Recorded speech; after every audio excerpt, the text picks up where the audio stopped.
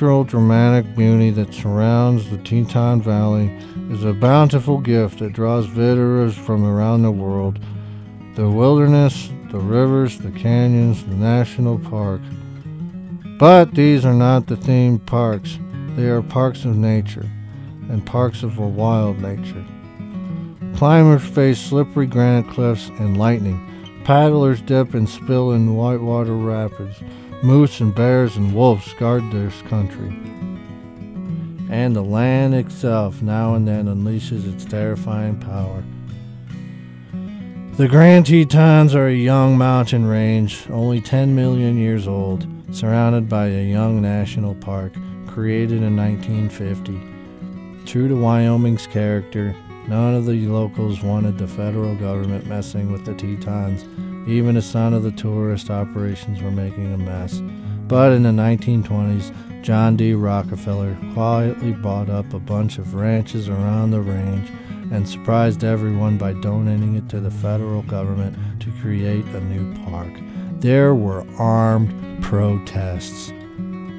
The Rockefellers kept their own piece of paradise in the park, including some posh rustic resorts and their own vacation and holding. But in 2007, they donated the J.Y. Ranch to the park and removed all its structures.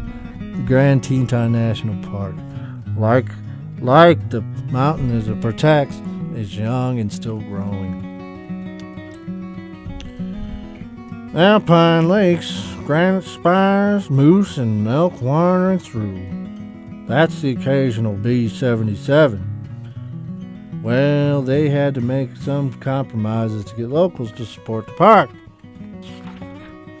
And these days, there are some powerful locals who need jet service to get to their second home or third home or fourth home in Jackson. It's the wealthiest community per capita in the United States, and it's not just the incredible beauty that attracts the wealth, it's the lack of a state income tax.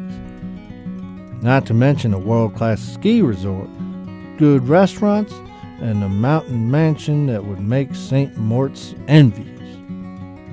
It's a world apart from the rest of Jackson. But wouldn't we all like to be a part of that world?